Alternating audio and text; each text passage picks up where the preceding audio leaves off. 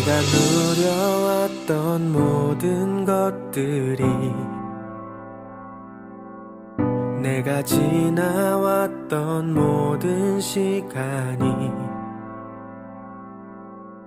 내가 걸어왔던 모든 순간이 반갑습니다. 이렇게 두 교회 같이 연합해서 예배하는 것이 좀 이렇게 낯설 수 있고 또 그 안에 긴장감도 있을 것 같아요. 왜냐하면 식사하고 또 설교 나눔을 같이 해야 되거든요. 이거 얼마나 긴장됩니까? 이거. 네. 또 무슨 말 할지도 잘 몰라서 아주 집중해서 들어야 되고 또 그걸 나눠야 되고 얼마나 불편해요. 예. 그래서 오늘 이따가 설교 나눌 때, 그때 얘기할 것들을 제가 잘 짚어드릴 테니까 잘 기억하셨다가 그 말들 이렇게 하시면 되니까 너무 긴장하지 마시고. 그래서 저희 성도들은 좀 괜찮으실 것 같아요. 인도자가 아니니까. 그래서 오늘 여기 다 인도자가 계시죠? 또 얼마나 부담스럽겠어요. 인도자가. 예. 그래서 함께 또 주의 말씀에 은혜를 받도록 하겠습니다. 예. 이 말씀을 한번 보면요. 베다니라고 하는 그곳에 나사로라 하는 사람이 있습니다. 그의 형제를 봤더니 마르다가 있고 또 마리아가 있습니다. 전 그들은 예수님과 진작에 어떤 만남, 어떤 관계를 가졌던 것 같습니다. 그래서 예수님께서 그 나사로를 사랑하셨다라고 또 성경에서 말씀을 하죠. 그런데 나사로가 병이 들었습니다. 이 병을 보면 어떤 병인지 이렇게 자세하게 말하고 있지 않지만 이후의 사건을 보면 죽음에 이르는 아주 심각한 그런 중한병입니다. 그 병으로 인해서 나사로는 큰 고통에 지금 빠져 있고 그 인생의 괴로운 시간을 보내고 있습니다. 또 한 사람뿐만 아니죠. 그의 가족 마리아 역시도 그 오빠의 고통을 함께 겪고 있고 또 그 슬픔 속에 함께 머물러 있습니다. 더 이상 견디기 어려워서 그들이 한 것은 바로 예수님을 찾는 일입니다. 3절의 말씀 한번 보십시오. 이에 그 노이들이 예수께 사람을 보내어 이르되 주여 보시옵소서 사랑하시는 자가 병들었나이다. 마리아는 지금 또 마르다는 나사로를 돌보는 그런 일로 또 직접 예수님을 찾아가기가 어려웠던 것 같습니다. 그래서 또 신뢰할 만한 한 사람을 예수님에게 보내어서 주여 보시옵소서 사랑하시는 자가 병들었나이다 이렇게 말씀드립니다. 그럼 예수님은 어떻게 하셔야 돼요? 또 사랑하시는 자니까 빨리 가서 위로하든지 또 그 능력으로 고쳐주시든지 마땅히 그렇게 좀 하셔야 될 텐데 그런데 예수님께서 그렇게 하지 않으셨습니다. 여기 6절의 말씀에 보시면 나사로가 병들었다 함을 들으시고 그 계시던 곳에 이틀을 더 계셨어요. 그 예수님께서 그곳에서도 분명히 중한 어떤 일들 때문에 지금 이제 가지 못하는 상황이 있을 수도 있겠지만 그러면서도 나사로를 사랑하시고 또 그가 지금 큰 병에 들렸고 또 예수님은 전지하시니까 그 병이 죽음에 이를 줄을 다 아셨을 텐데 지금 예수님께서 안 가시는 겁니다. 그리고 그곳에 이틀을 더 계세요. 그리고는 예수님이 말씀하신 것이 4절의 말씀에 보니까 이 병은 죽을 병이 아니라 하나님의 영광을 위하며 하나님의 아들이 이로 말미암아 영광을 받게 하려 합니다. 그 병은 분명 죽을 병임에도 불구하고 예수님은 오히려 무엇을 더 생각하시냐면 하나님이 영광 받으시는 또 그 아들이 영광 받는 것에 예수님께서 마음이 있습니다.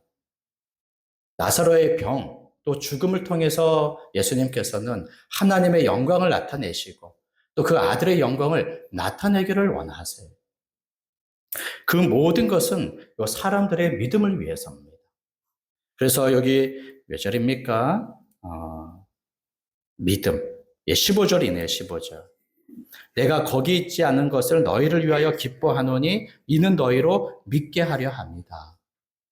이렇게 예수님께서는 하나님의 영광을 나타내시기 위하여서 또 제자들의 믿음을 위해서 당장 그곳으로 달려가지 않으시고 이틀의 시간을 조금 더 지체하십니다. 그리고는 이틀이 지나서 예수님께서는 그 제자들과 함께 이제는 유대로 가자. 또 베단이라고 하는 곳이 유대 지역에 있는 곳입니다. 나중에 보니까 예루살렘과 얼마 떨어지지 않은 곳이라고 이야기를 하죠. 그 유대 지역으로 이제는 가자. 나사로한테 가자라고 말씀을 하시죠. 그랬더니 제자들은 그것을 달궈하지 않아요. 8절의 말씀에 보니까 제자들이 말하되 랍비여 방금도 유대인들이 돌로 치려 하였는데 예수님 하신 말씀, 하신 일, 그것은 다 유대인들, 유대교인들로 하여금 거부감을 일으키고 또 그들이 믿는 하나님에 대해서 모독하는 것으로 여겨졌습니다. 그래서 그들은 예수님 만나면 돌을 치려고 늘 돌 준비하고 또 제자들이 그 상황들을 알죠. 그러니까 지금 유대로 가면 돌에 맞아 큰 해를 입을 수 있다고 지금 얘기를 하는 겁니다. 그랬더니 예수님이 뭐라고 말씀하십니까? 9절, 10절에 보니까 낮이 12시간이 아니냐. 사람이 낮에 다니면 이 세상의 빛을 보므로 실족하지 않고 밤에 다니면 빛이 그 사람 안에 없는 거로 실족하느니라. 지금 예수님께서 유대 지역으로 가자고 하시죠. 그리고 어떤 유대인들이 예수님을 돌로 치려고 하는 와중에도 가려고 하시는 거예요. 예수님이 받으실 고난, 핍박, 그것이 분명하게 있음에도 불구하고 그래도 가자라는 것입니다. 왜 그러냐면 4절의 말씀 때문에 그런 것 같습니다. 지금 그곳에 가서 하나님의 영광, 그 아들의 영광을 나타내기 위함이고 그리고 이 일들을 통해서 제자들의 믿음을 위해서 예수님께서 고난을 무릅쓰고 또 핍박받는 것을 기꺼이 감당하고자 하시는 것입니다. 이 세상의 빛을 봄으로 실족하지 않는다. 예수님을 세상의 빛으로 지금 얘기하는 것 같습니다. 그리고 예수님으로 인하여 실족하지 않도록. 그리고는 예수님은 나사로가 잠다. 내가 깨우러 가노라. 잠잔다고 하는 것은 지금 이 나사로의 죽음을 가리키죠. 그가 지금 죽었는데 내가 그를 깨우러 가겠다. 살리러 가겠다. 그것을 예수님께서 11절에 이렇게 말씀하십니다. 잠들었다. 깨우러 가겠다. 또 왜 이렇게 좀 얘기를 하셨는지. 아마 이것이 다 제자들의 그 믿음과 다 상관 있는 그런 말씀이셨던 것 같아요. 제자들 예수님을 믿고 따르지만 예수님에 대한 충분한 이해와 믿음이 여전히 부족한 모습들을 많이 보이죠. 내가 비로소 고난받고 죽으러 가겠다라고 할 때 베드로가 그것을 막 만류하지 않습니까? 그 믿음이 있다 하더라도 온전하지 못한 모습들을 많이 보입니다. 예수님의 부활의 영광을 미리 맛보여 주셨던 변화사 사건도 제자들은 다 이해하지를 못했어요. 아직 그 믿음이 온전하지 못했습니다. 그러기에 예수님께서 지금 죽은 나사로가 살리러 가겠다라고 할 때 그거에 대한 이해와 믿음이 아직 잘 서지 못한, 오히려 예수님을 좀 이상하게 생각할 것으로 또 예상을 해서 예수님께서 이렇게 지금 표현을 하신 것 같습니다. 제자들은 예수님이 그의 죽음을 얘기하는 것인 줄 생각하지 못하고 자면 푹 자고 그렇게 쉬고 일어나면 되겠네 이렇게 생각을 하는 겁니다. 그러나 예수님께서는 그의 죽음을 이야기를 하는 거죠. 그러면서 15절 한 말씀 더 보십시오. 내가 거기 있지 않은 것을 너희를 위하여 기뻐하노니 이는 너희로 믿게 하려 함이다. 그러나 그에게로 가자. 나사로가 병들었을 때 예수님이 그곳에 있지 않은 것을 오히려 기뻐한다. 누구를 위해서요? 너희를 위해서. 그리고 이제 나사로가 죽었죠. 예수님이 그것을 아셨습니다. 그리고는 그곳에 가시는 거예요. 그가 병들었을 때 그곳에 있지 않았고 오히려 지금 그가 죽은 저로 있을 때 예수님이 가시려고 하는 거죠. 이 모든 것은 너희의 믿음, 제자들의 믿음을 위해서라고 했습니다. 그러니까 예수님께서는 얼마든지 병든 자를 고치시는 능력이 있지만 지금 예수님께서는 나사로를 살리시는 그 능력, 살리시는 생명의 주라는 것을 제자들로 믿음 갖도록 하기 위해서 지금 지체하셨던 것으로 우리가 말할 수 있습니다. 그리고 4절에 이런 영광은 바로 예수님의 부활의 생명의 능력이 있다는 것을 보여주시기 위한 그런 영광이죠. 이러한 것으로 예수님께서 이제 지금 나사로가 있는 그 베다니로 갑니다. 요 17절 말씀부터 한번 또 다시 보면요. 예수께서 와서 보시니 나사로가 무덤에 있은지 이미 나으리라. 예수님이 그 소식을 듣고는 이틀을 지체하셨죠. 그리고 지금 계신 곳이 어느 곳인지 모르지만 지금 베다니까지 한 이틀의 시간이 더 걸렸던 것 같아요. 꽤 먼 곳이죠. 이틀의 시간이니까.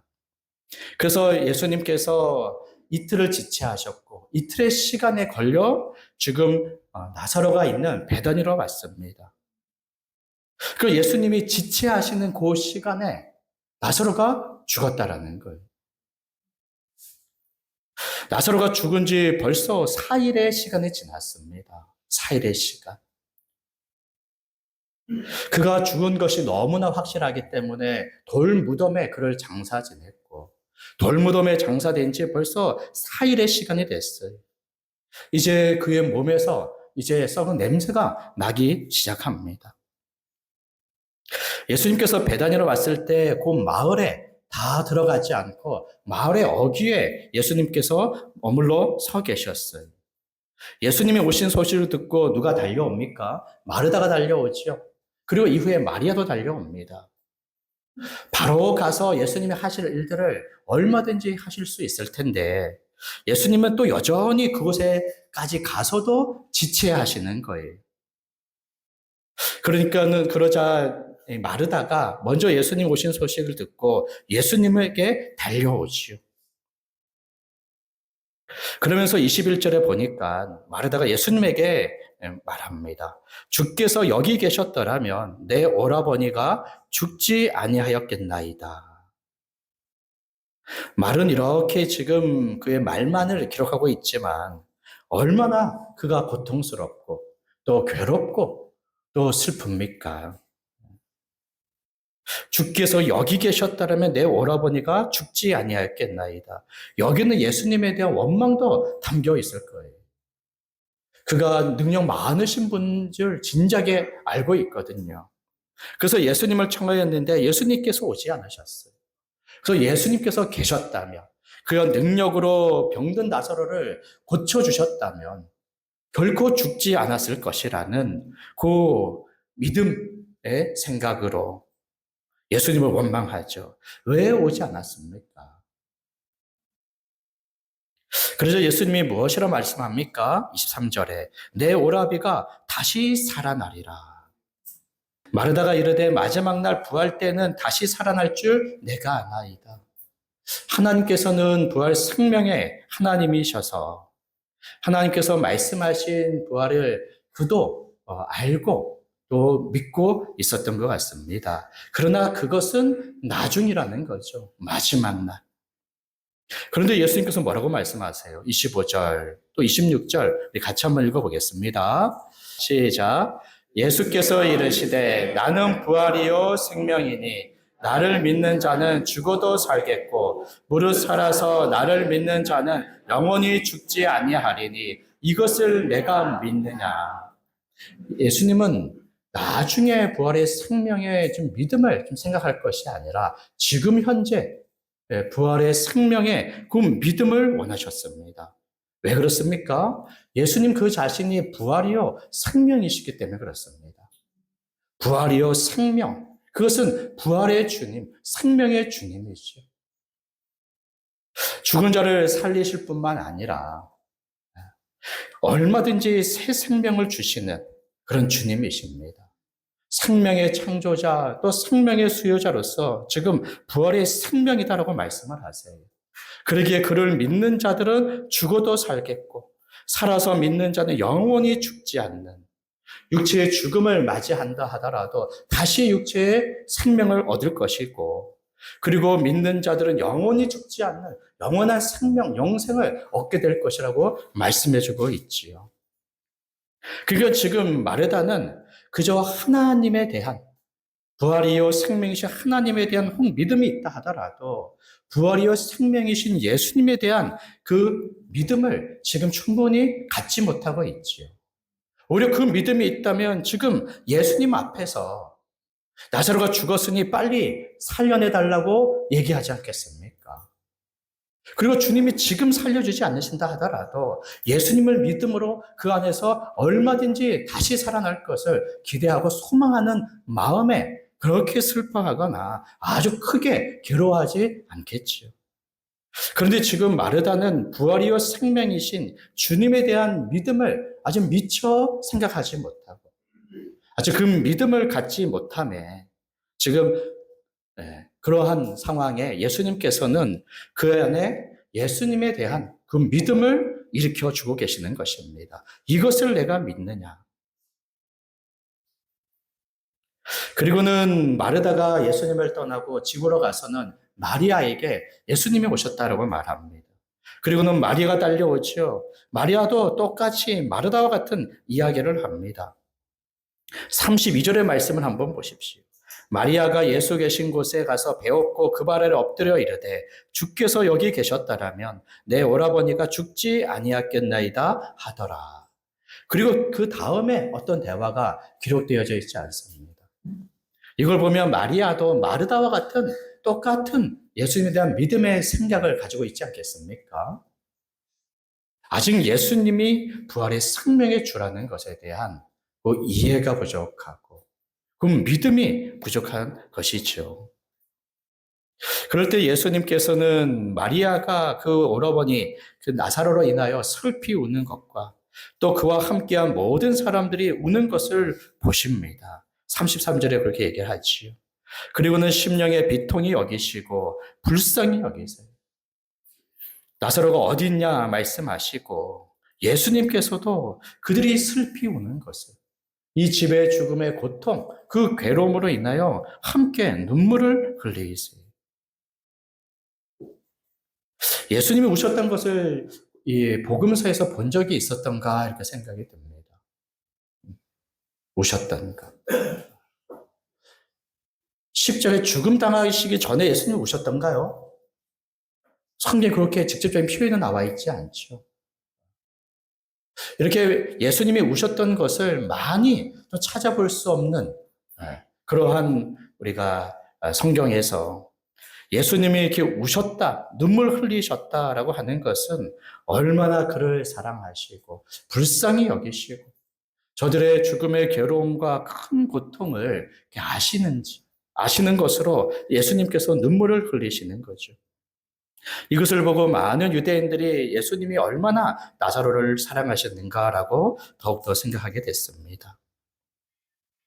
그러면서도 37절에 보니까 많은 사람들이 맹인의 눈을 뜨게 한 이 사람이 그 사람은 죽지 않게 할 수 없었더냐.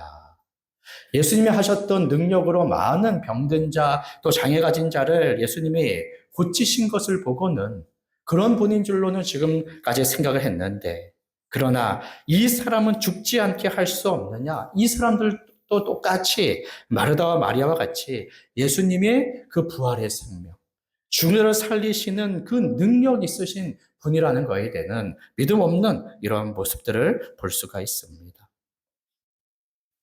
예수님이 이 나사로의 무덤에 가시고는 그리고는 그 무덤을 막고 있는 돌을 옮겨 놓으라고 말씀을 하셨어요. 누가 이렇게 좀 말할 수 있습니까? 무덤에 가서는 돌을 옮겨놔라. 우리나라로 말하자면 무덤에 가서는 지금 땅을 파서 지금 다 해쳐라 이렇게 얘기하는 건데, 그러자 마르다가 주여 죽은 지가 나흘이 되었음에 벌써 냄새가 나나이다. 지금 예수님에 대한 믿음은 지금 충분히 찾아보지 못하죠. 40절 한번 보세요. 내 말이 내가 믿으면 하나님의 영광을 보리라 하지 아니하였느냐. 나는 부활이요 생명이라고 하는 것을 말씀하셨음에도 불구하고 여전히 그 이해, 이해가 있다 하더라도 그것을 받아들여서 믿는 데까지는 지금 아직 이르지 못한 것을 좀 보게 되지요. 지금 예수님의 이런 상황, 무덤에 찾아오시고 돌을 옮겨 놓으라 하면은 우리는 다 기대하죠. 드디어 예수님께서 그 능력으로 살리시겠구나. 그 영광을 나타내시겠구나라고 우리가 믿고 이렇게 기대하지만 마르다는 지금 그렇지 못한 겁니다. 그저 냄새 납니다. 이렇게만 얘기를 하지요. 그럼에도 예수님의 말씀에 그 돌을 옮겨놨습니다. 그리고는 예수님께서는 하늘을 우러러 하나님 아버지께 기도합니다. 내 말을 들으신 것을 감사하나이다. 항상 내 말을 들으시는 줄을 내가 알았나이다. 그러나 이 말씀을 하옵는 것은 둘러선 무리를 위함이니 곧 아버지께서 나를 보내신 것을 그들로 믿게 하려 합니다. 예수님께서 그 무덤 앞에서 하나님을 향하여 기도의 그 소리를 사람들이 듣도록 이렇게 말씀을 하셨어요. 그래서 자신의 기도를 하나님이 들으심으로 그가 하나님의 아들이시며 또 이렇게 부활의 생명의 능력을 나타내 보이심으로 그가 주님 하나님이 보내신 그리스도이심을 알도록 모든 사람들 앞에서 이렇게 기도를 합니다. 그리고 또 43절 한번 보세요. 이 말씀을 하신 이후에 큰 소리로 나사로야 나오라. 큰 소리. 이것도 다 사람들의 믿음을 위한 다 말이다. 이렇게 생각이 들어요. 생각으로 또 작은 소리로 손짓으로 얼마든지 나사로를 살리실 수 있는 그 분이 지금 큰 소리를 외치면서 나사로야 나오너라. 지금 이 나사로의 장례에 함께 참여한 그 모든 사람들이 다 들을 정도로 아주 큰 소리로 나사로야 나오라 이렇게 말씀을 하시죠. 그리고는 어떤 일이 벌어집니까? 나사로가 나옵니다. 수족을 배로 얼마나 아주 세게 묶었는지 그는 지금 스스로 풀기는 어려운 것 같아요. 그리고 마치 미라처럼 그 무덤에서 나오지. 그리고는 그 모든 것을 풀도록 하고 자유롭게 다니도록. 예수님의 부활의 생명의 능력이 지금 나사로에게 나타난 것입니다. 죽은 자가 다시 살아난 것이죠. 지금 이것을 예수님이 하셨다는 것을 모든 사람이 보지요. 또 모든 사람들이 예수님이 하신 것을 더욱더 알도록 큰 소리로 이렇게 말씀하시면서 이 일들이 다 저들의 믿음을 위한 일로 말할 수 있습니다. 이 일 뒤에 사람들은 어떻습니까? 45절 말씀 한번 보십시오. 마리아에게 와서 예수께서 하신 일을 본 많은 유대인이 그를 믿었다. 이렇게 말하지. 요한복음 11장에 요 이적의 이런 사건은 요한복음에서 나오는 7가지 이적 중에 하나로서 이것을 표적이라고 얘기를 하죠. 사인으로서 예수님이 누구신지를 분명하게 알려주는 그런 말씀입니다. 이 말씀을 통하여 우리 주 예수 그리스도가 어떤 분이신지, 나사로를 사랑하시고 그를 살리시고 그의 온 집안에 슬픔과 고통에서 건져내 주시며 기쁨과 그 영광을 얻게 하신 것대로 예수님께서 우리에게 어떤 은혜를 베풀어 주시는지 우리 예수 그리스도에 관하여 함께 좀 더 우리 생각해 보도록 하겠습니다. 첫째로 예수님은 아주 크신 사랑을 가지고 계신 분이십니다. 그래서 죽음의 고통과 슬픔에 있는 자들에게 생명 주기를 원하시죠.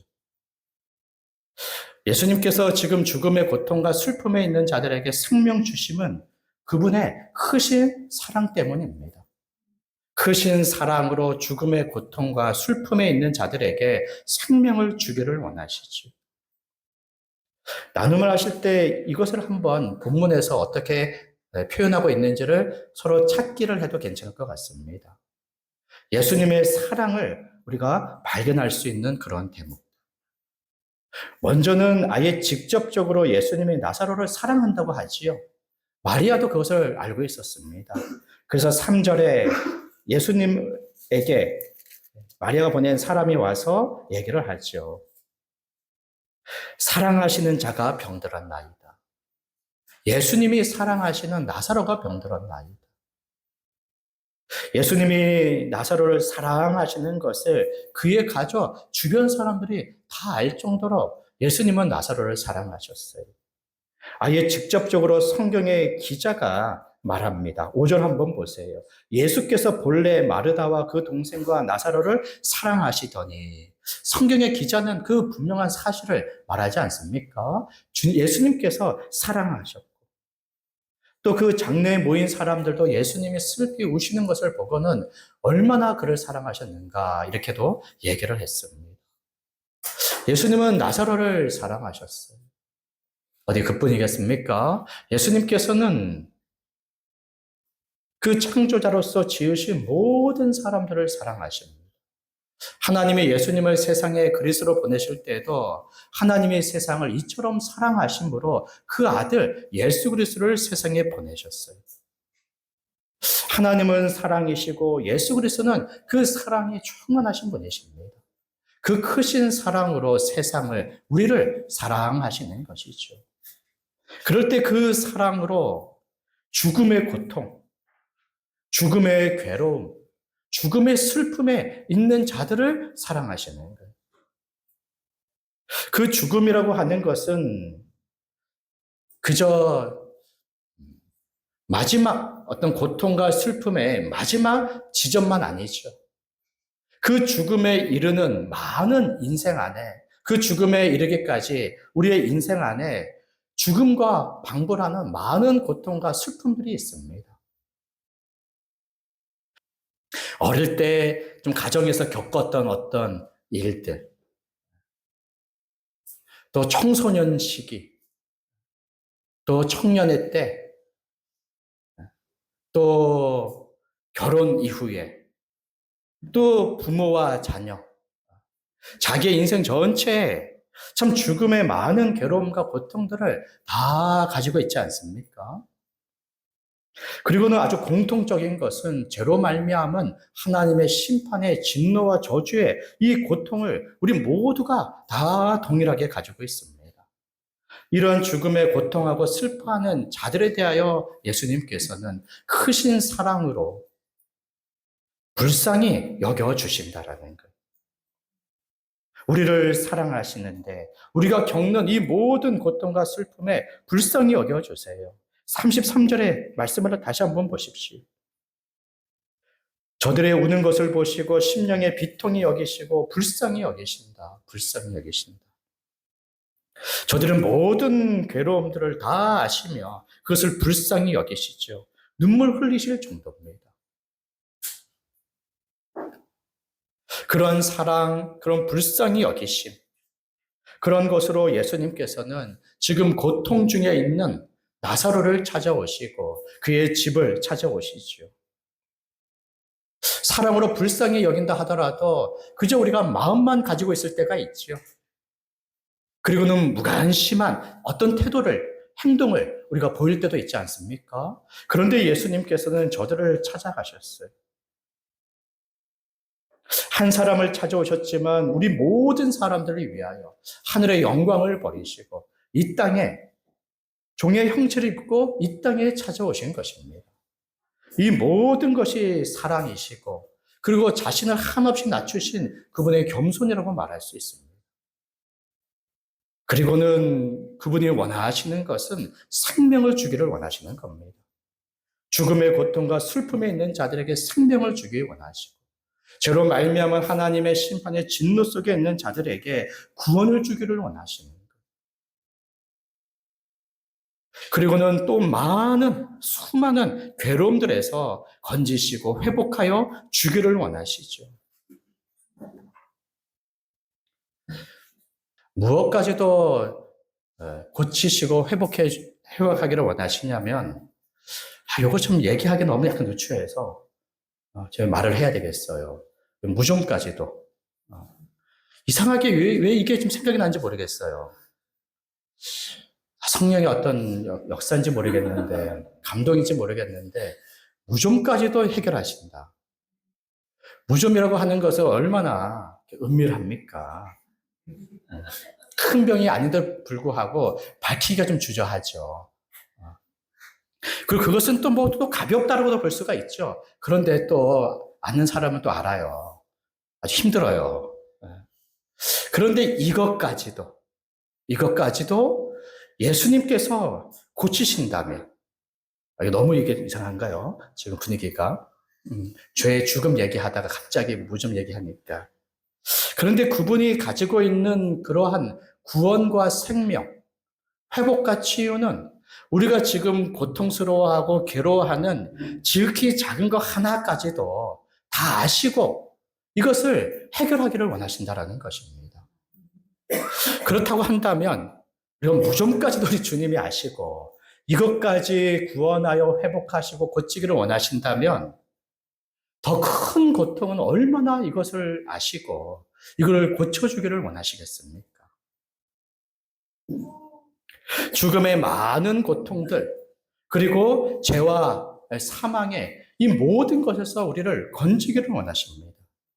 이것은 다 주의 사랑에 따른 주의 불쌍히 여기심으로 다 이루고자 하시는 일입니다. 그렇기 때문에 사랑이 크시고 불쌍히 여기시는 그 주님을 우리는 찾아가야 됩니다. 우리 가운데 찾아오셨어요. 우리도 그 주님을 만나야 되는 거예요. 지금 죽음의 고통과 슬픔을 혼자 다 해결할 수 있다면 찾을 필요가 없겠죠. 그리고 내 죽음의 이 고통을 아예 근원에서부터 이 근원을 해결하지 않으면 안 되거든요. 죄와 사망을 다른 이로부터 해결받을 수가 있다면 그를 찾아가서 얼마든지 해결받아도 괜찮습니다. 그런데 해결해 줄 이가 있습니까? 스스로 해결할 수도 없고 해결해 주가 없고 오로지 이 모든 것을 해결해 주시는 우리의 모든 고통을 아시는 그 주님이 우리 가운데 오셨기에 그 주님을 찾아야 된다라는 거예요. 그 주님을 만나야 되는 것입니다. 사람들은 나의 괴로움에 대해서 관심도 없고 또 해결할 능력이 없지만 그러나 예수님께서는 우리의 모든 이 아픔과 슬픔을 다 아시고 불쌍히 여기시며 생명을 구원을 얻기를 원하시는 분이세요. 그러니 그분을 만나야지. 그분을 찾아가야지. 그 안에서 이 구원과 생명의 역사가 일어나는 것입니다. 그리고 우리가 두 번째로 우리가 이 말씀을 통해서 한 번 더 생각해 볼 것은 이겁니다. 예수님께서 우리를 사랑하시고 불쌍히 여기시면서 생명 주기를 원하시는데 과연 그 능력이 있느냐라는 거예요. 마르다를 보면 알지요. 예수님이 이곳에 계셨다라면 그의 병을 고쳐 그가 죽지 않았을 것이다. 병을 고치는 능력 정도는 마르다와 마리아가 익히 알고 또 봄으로써 그 믿음을 가지고 있었던 것 같습니다. 그러니까 이렇게 얘기를 하겠죠. 그러나 아직 그의 믿음이 무엇에 미치지 못합니까? 부활이요 생명의 주님이시라고 하는 그것에 미치지 못하는 것을 보게 되죠. 우리는 어떻습니까? 부활이요 생명의 주님에 대한 믿음을 갖고 있는 자로서는 여기 죽은 자를 우리 주님이 살리신다 하면 얼마든지 아멘할 수가 있죠. 그리고 우리 주님께서 이 죽은 자를 지금 살리지 않지만 마지막 날에 살려주실 것을 얼마든지 믿습니다. 마지막 날에 살려줄 것을 우리가 믿으며 지금 죽은 것 같은 믿음의 어떤 고난과 핍박을 우리가 겪을 때 힘써서 주를 위한 일들을 감당할 때 이것을 대수롭지 않게 여기는 것은 분명히 고난이 크고 핍박은 두렵고 그리고 수고는 아주 피곤한 일이지만 이 모든 것을 우리가 참고 견디고 이기는 것은 우리 주님이 우리에게 새 생명을 주심을 믿기 때문입니다.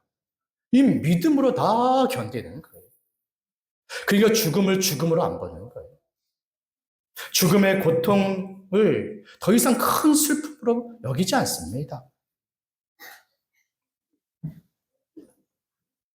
그런데 지금 마르다와 마리아는 어떻습니까?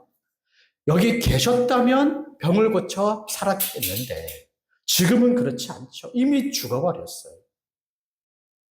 그리고는 여전히 예수님께서 자신을 말씀함에도 불구하고 예수님에 대한 믿지 못하는 말들을 계속해서 반복해주고 있죠. 그러나 예수님은 어떠한 분이십니까? 부활의 생명의 주님이세요. 그는 죽은 자를 살리시는 분이십니다. 생명을 주실 뿐만 아니라 죄로 인하여 하나님의 진노 속에 사망 가운데 있을 때 다시금 우리에게 새 생명을 주시는 분이십니다. 그 능력이 있으신 분이세요. 그 능력이 있으시기 때문에 25절에 친히 말씀하시는 겁니다. 나는 부활이요 생명이다. 나는 부활이요 생명이다.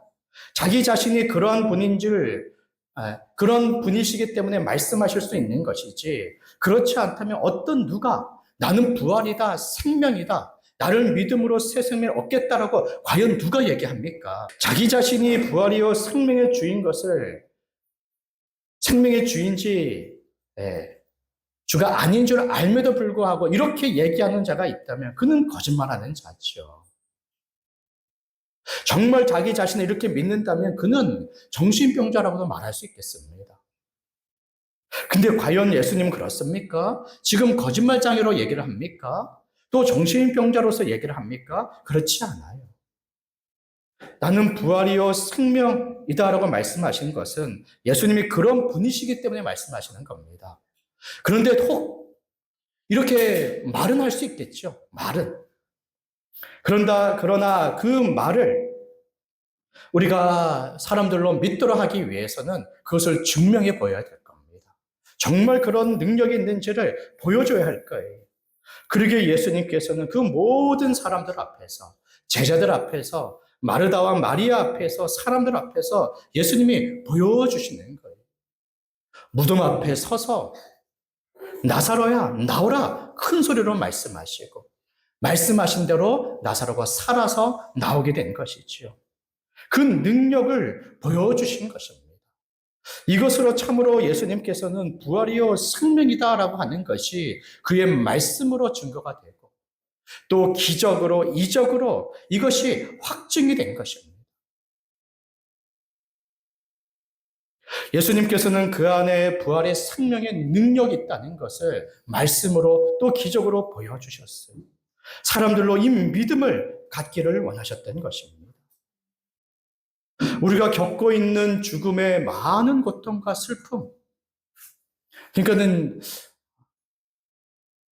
이 무좀을 제가 기억하는 것이 정말 좋을 것 같아요. 왜냐하면 무좀까지도 고치시고 무좀까지도 해결해 주시는 주님이라면 나머지 것들은 얼마든지 고치시고 해결해 주시는 주님이십니다. 그거를 우리가 아주 확신할 수 있을 것 같아요. 이래서 성령께서 무좀 얘기를 꼭 하도록 이렇게 마음의 감동을 이렇게 일으켜 주시는 것 같아요. 무좀. 좋으시겠어요? 무좀 있으신 분들은. 주님이 아시고 이렇게 또 해결해 주시니까 빨리 병원 가셔가지고 그 치료약 바르시면 낫습니다. 예.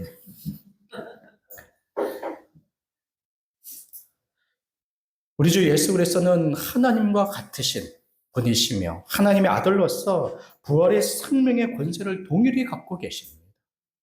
얼마든지 죄로 인하여 죽은 자를 살리시고 죽음의 많은 고통에서 구원하시고 해결해 주시는 분이시죠. 이것이 예수님의 공생의 기간 가운데 얼마나 많은 기적들로 보여주셨습니까? 요한복음에 7가지 표적이 나온다고 했었죠. 눈먼 자를 고치신 것, 또 굶주린 자를 먹이신 것, 이 모든 것들을 통해서 예수님이 부활의 생명의 주라고 하는 것을 보여주셨어요. 그래서 요한복음 20장에서는 아예 7가지 표적을 주신 목적이 그가 하나님의 아들이시고 그리스도로서 생명을 주시는 분이심을 알도록 표적을 나타내 보여주셨다라고 직접적으로 얘기를 해주고 있는 것입니다. 예수님이 주시는 부활의 생명, 죄로 죽은 자를 살리시는 그 생명을 우리가 얻어야 되지요. 이 근원으로부터 새 생명을 얻고 그것으로 생명 가운데 살아감으로 주가 베푸시는 모든 생명의 삶을 살아갈 뿐만 아니라 생명의 은혜와 그 유익들을 넘치도록 받아 누리며 살아갈 때 슬픔이 기쁨이 되고 우리의 많은 고통이 이제 아주 즐거움이 되고 평안이 되며 만족이 되지 않겠습니까? 그런데 예수님이 주시는 그 생명, 그것을 가만히 생각해 보면 우리가 여름에 하늘에서 비가 내릴 때는 좀 믿는 자, 믿지 않는 자 모든 사람들에게 비가 다 동일하게 내려지죠. 일반 은총이라고 이야기하면서 우리가 비는 모든 사람에게 내려집니다. 그런데 예수님이 주시는 이 생명은 그저 하늘에서 내리는 비와 같이 모든 사람들에게 내려지는 것이 아닙니다. 그 생명을 어떻게 받느냐라는 거예요. 로마서 2장의 말씀을 보게 되면 하나님께서는 각 사람에게 행한 대로 보응하시되라고 말씀하시면서 선을 행한 자들에게 영광과 존귀, 영생을 주신다고 말씀하십니다.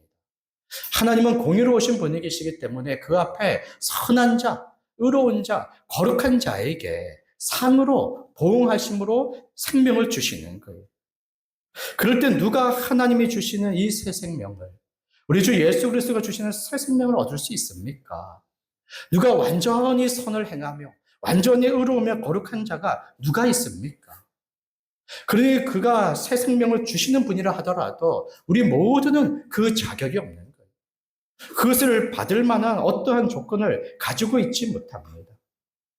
그래서 예수님께서는 우리에게 새 생명을 주시는 능력이 있으실 뿐만 아니라 그것을 받을 수 없는 죄인들의 그 죄를 또한 해결해 주시는 것입니다.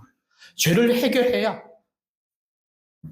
하나님이 만족하시는 의로움이 있어야 주가 주시는 생명을 얻기에 예수님께서는 사람이 되셨고 십자가의 대속의 죽음으로 죽으셨고 그 대속으로 우리의 죄를 사하시고 의롭다함을 얻게 하시는 것입니다. 생명을 주시는 분뿐만 아니라 그것을 받도록 우리의 모든 죄를 해결하시고 의로움을 만족시켜 주시지요.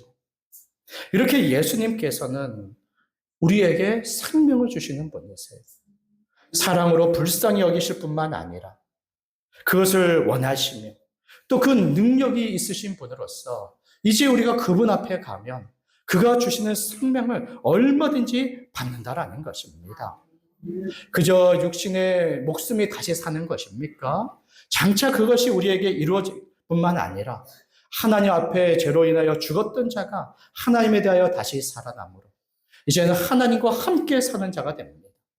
하나님을 기뻐하고 즐거워하고 하나님을 위하여 살아가며 하나님이 주시는 모든 그 부요함과 만족을 누리며 우리가 살아가게 되는 것이죠.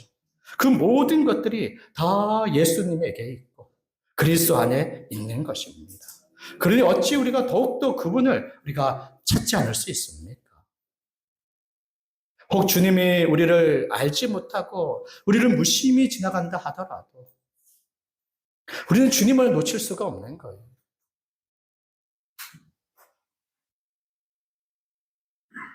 그 복음서에 보니까 어느 병든 자가 그 오랜 세월 그 육신의 그 장애를 가지고 있을 때 그 예수님을 만나기 위하여 절규하듯이 다윗의 자손 예수여라고 했던 것처럼 주님께서 우리를 외면하지 않으시겠지만 더욱더 우리는 주님을 찾아야 되는 거죠. 주님을 만나야 되는 것입니다.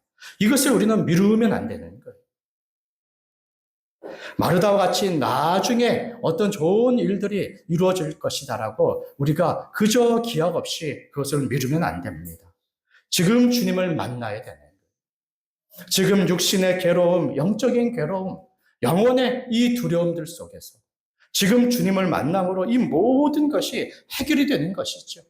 이 모든 것이 해결이 되는 것입니다. 그래서 지금 주님을 찾고 지금 주님을 만나야 하는 겁니다. 그럴 때 우리 주님께서는 누구에게 이 생명을 주십니까? 이 세 번째로 예수님은 그를 믿는 자들에게 이 새 생명을 주시는 겁니다. 오늘 말씀 전체의 중심에 그 내용과 사건이 뭐냐라고 한다면 죽은 나사로를 살린 것이죠. 그 이적, 기적을 행하신 것이 아주 중심의 사건일 겁니다. 얼마나 크고 놀라운 일입니까?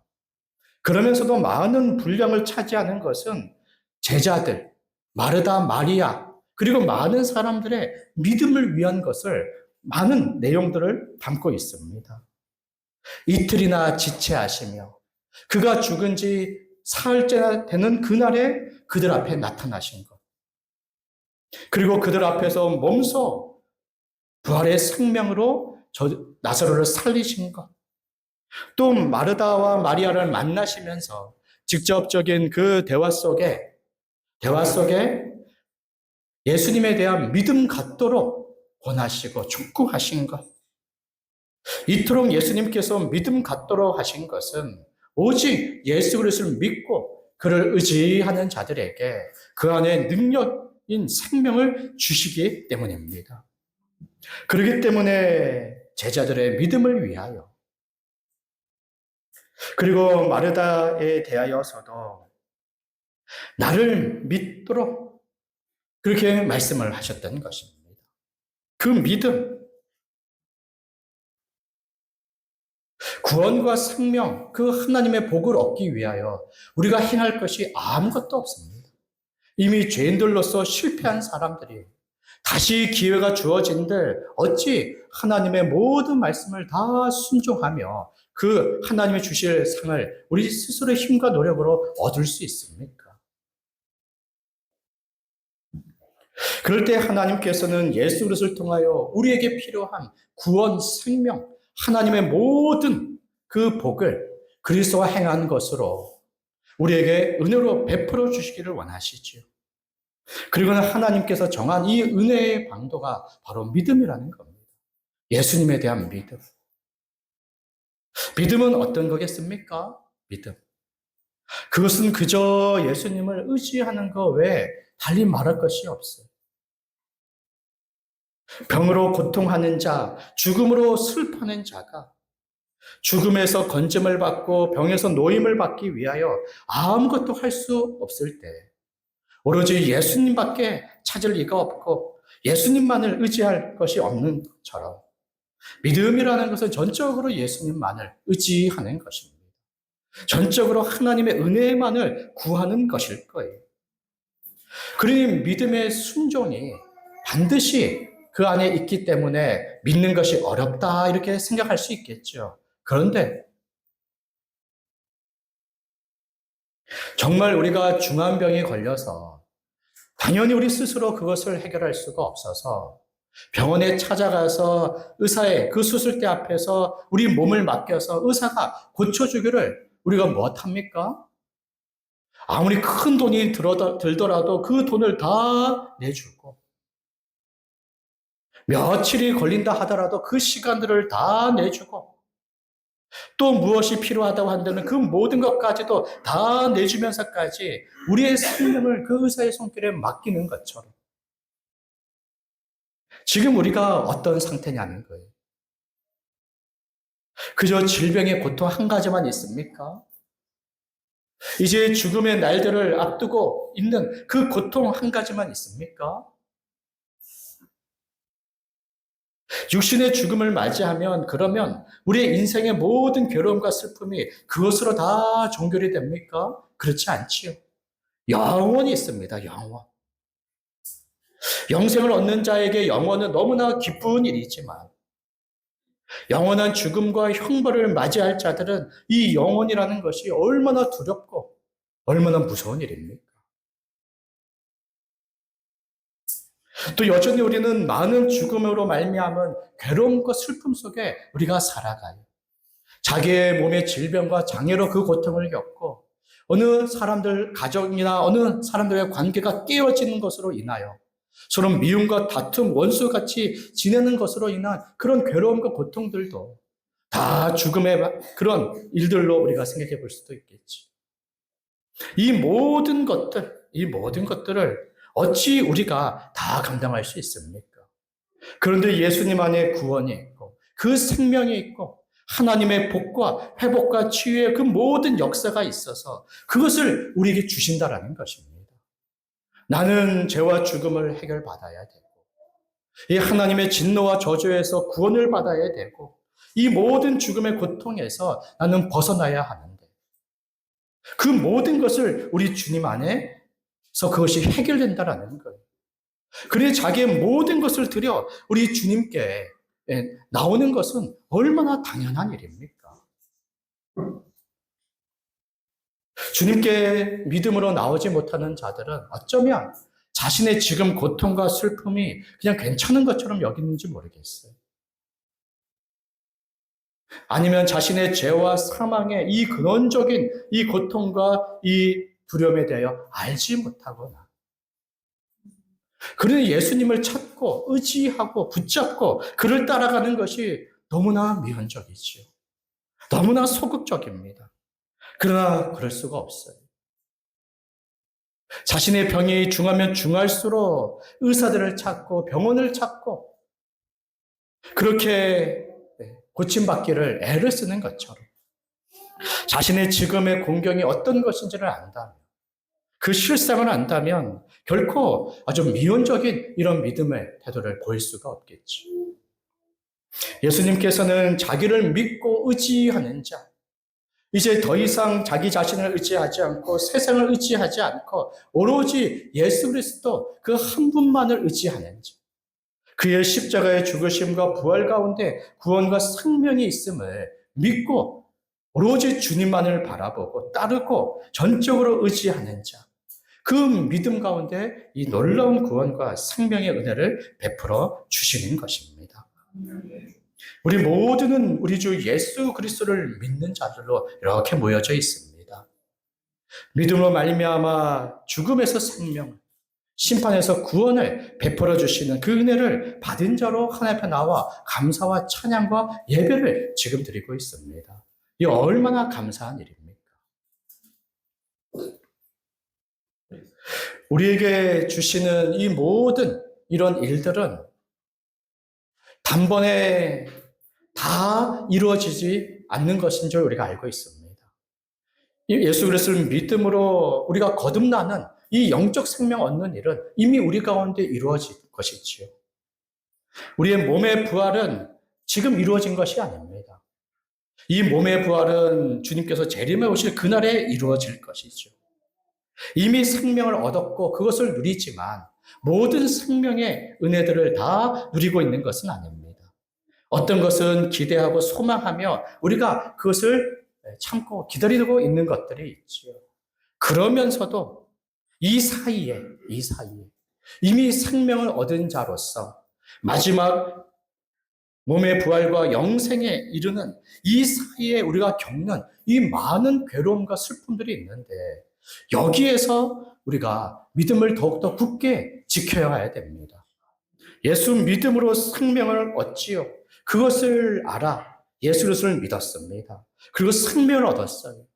그리고는 생명을 얻은 자로부터 그저 주님이 재림하여 오셔서 우리의 몸을 다시 살리시고 영롭게 하실 것만을 기다리며 사는 사람들이 아닙니다. 요한복음 10장에 말씀하신 것처럼 내가 온 것은 양으로 생명을 얻게 하고 더 풍성히 얻게 하려는 것이라고 말씀하시는 것처럼, 생명 주신 주님은 우리의 삶 가운데 이 생명의 풍성함 가운데 살아가기를 원하신다라는 거예요. 생명의 풍성함 가운데 살아가기를 원하세요. 그래서 지금 겪고 있는 고통에서 벗어나기를 원하시고, 지금 겪고 있는 온전치 못한 데에서 온전하기를 원하세요. 지금 깨어진 관계 속에서 괴로워할 때 그 관계가 회복이 되어 화평함 속에 함께 살아감으로 즐거워하기를 원하십니다. 이 모든 것이 우리 주님이 주시는 생명의 풍성함들 아니겠습니까? 이전에 어린 시절에 우리가 또 어떤 분들은 좀 가난 속에 지내신 분들이 있죠. 또 그것이 얼마나 부끄럽고 괴로웠습니까? 그럴 때 우리 주님은 그 가난 속에서도 벗어나서 좀 배불리 먹고 좋은 것을 누리며 살아가기를 원하신다라는 거예요. 그저 생명만 주시고 그저 마지막 날만을 바라보게 하시는 것이 아니라 그 생명의 풍성함 가운데 살아가기를 원하시는 거예요. 그래서 그 생명의 역사와 은혜를 지금도 베풀어 주고 계십니다.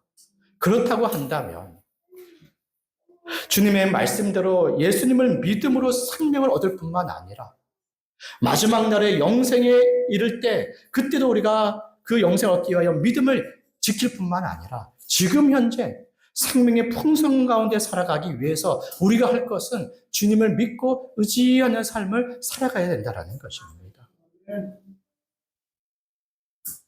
정말 그렇지 않습니까? 전에 우리 믿음이 아주 연약했을 때가 있었을 거예요. 그때 우리의 온전함, 믿음이 연약했을 때 사람들 간의 화평과 사랑의 그런 관계로부터 누리는 그 기쁨과 즐거움. 또 주님을 의지하여 늘 두려움 속에서, 불안함 속에서 마음의 평안함을 갖는 그런 것들이 좀체 내 안에 이루어지지 않고 그것들을 누리지 못한 그러한 괴로운 시절들을 우리가 다 생각하고 또 경험했을 것입니다. 그렇지 않았습니까? 그 신앙이 바르게 서 있지 않으니까 그 삶을 분별해 주지 못하고 삶을 지탱해 주지 못하는 것입니다. 믿음이 너무나 연약한 때였죠. 주님의 생명을, 주님께서 우리에게 생명을 주시고 생명 가운데 풍성한 삶을 살기를 원하세요. 그 은혜를 지금도 날마다 베풀어 주십니다. 그것을 누리는 것, 그것을 우리가 향유하는 것은 날마다 우리 주님을 믿는 일입니다.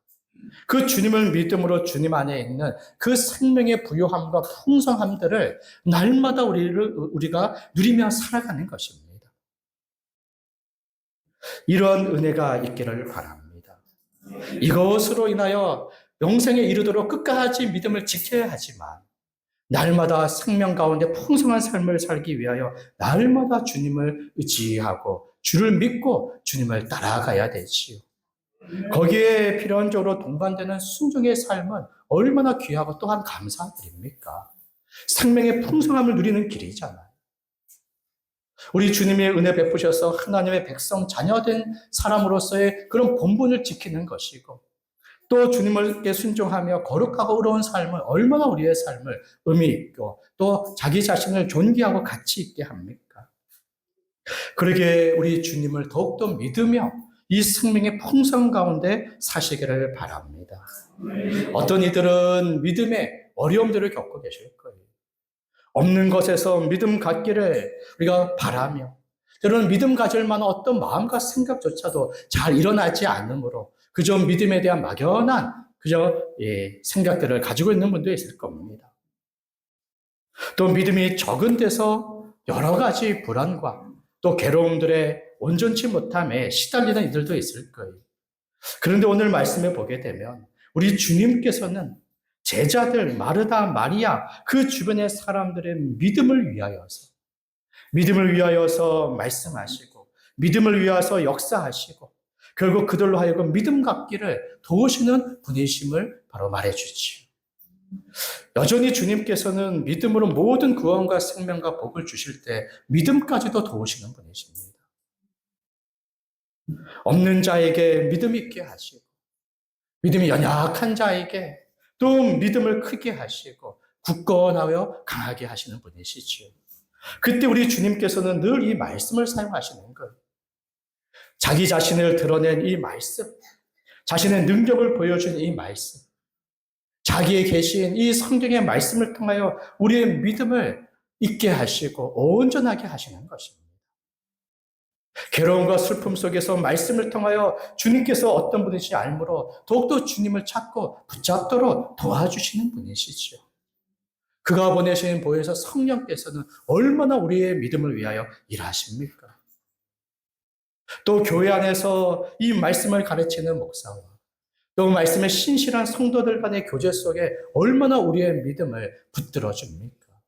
이 은혜의 방편과 또 이 은혜가 베풀어지는 이 예배와 말씀의 시간, 그 기회들을 절대 놓치면 안 됩니다. 이걸 놓친다는 것은 죽음 가운데 영원히 살아가는 길이에요. 죽음의 고통 속에 여전히 슬퍼하고 여전히 괴로워하며 지내는 것입니다. 어찌 그럴 수 있습니까? 구원과 생명 주기를 원하시고 그 능력 주시는 주님 앞에 나와 함께 이 굳건한 믿음을 갖기를 바랍니다. 또 믿음을 온전케 하시는 우리 주님 의지하며 또 말씀과 교회 통하여 믿음으로 우리 사시는 우리 모든 성도님들 되시기를 바랍니다. 기도하겠습니다.